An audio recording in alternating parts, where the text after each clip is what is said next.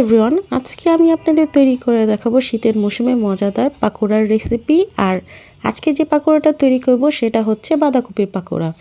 আমি ফার্স্টে বাঁধাকপিগুলো কুচি করে কেটে নিয়েছি। আর বাঁধাকপি পাকোড়া তৈরি করতে যে যে উপকরণগুলো লাগবে সেগুলো আমি দেখিয়ে দিব। এইগুলি উপকরণ দিয়ে তৈরি করে খেয়ে দেখবেন বাসায়।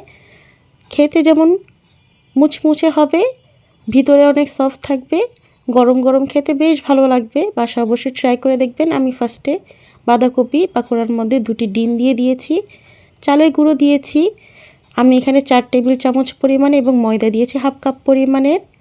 বাইন্ডিংয়ের জন্য যতটুক লাগে আমি সেই পরিমাণ চালের গুঁড়ো এবং ময়দা ইউজ করব। ফার্স্ট আমি সব কিছু মিক্সড করে নিব, যদি পানি লাগে সামান্য সেটা দিয়ে দিব।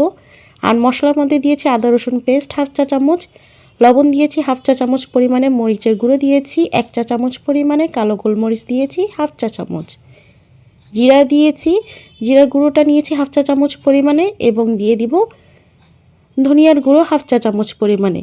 আমি এই সকল উপকরণগুলোই ইউজ করেছি। ভালো মতো করে মিক্সড করে নিচ্ছি, আঠালো একটি ভাব হবে।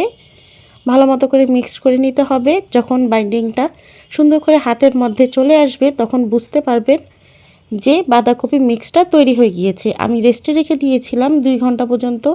1-2 ঘন্টা পর্যন্ত রেস্টে রেখে দিলে হবে বাঁধাকপিটা নরম হয়ে যাবে আর অনেক সফট হবে।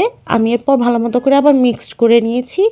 দেন এখন একটু বেশি তেলের মধ্যে আমি পাকোড়াগুলো ভেজে নেব। আপনারা বল আকারে তৈরি করতে পারেন কিংবা চ্যাপ্টা চ্যাপ্টাও তৈরি করতে পারেন। আমি একটু চ্যাপ্টা আকৃতি তৈরি করছি।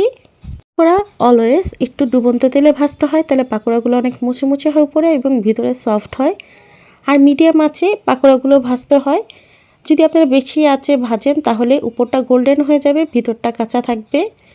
এই জন্য একটু মৃদু আঁচেই ফার্স্টে ভাজতে হবে, এরপর একটু জালটা বাড়িয়ে দিতে হবে। উপরে গোল্ডেন আকার হয়ে যাবে এবং ভিতরে নরম থাকবে। খেতে যেমন মজা হয়েছিল, দেখতেও সুন্দর হয়েছিল। বাসায় অবশ্যই ট্রাই করে দেখবেন। আর যখন এই বাঁধাকপি পাকোড়াটা খাবেন উপরে চাট মশলা কিংবা ম্যাগি মশলাটা ছিটিয়ে খাবেন, তাহলে স্বাদটা আরও বহুগুণে বেড়ে যাবে।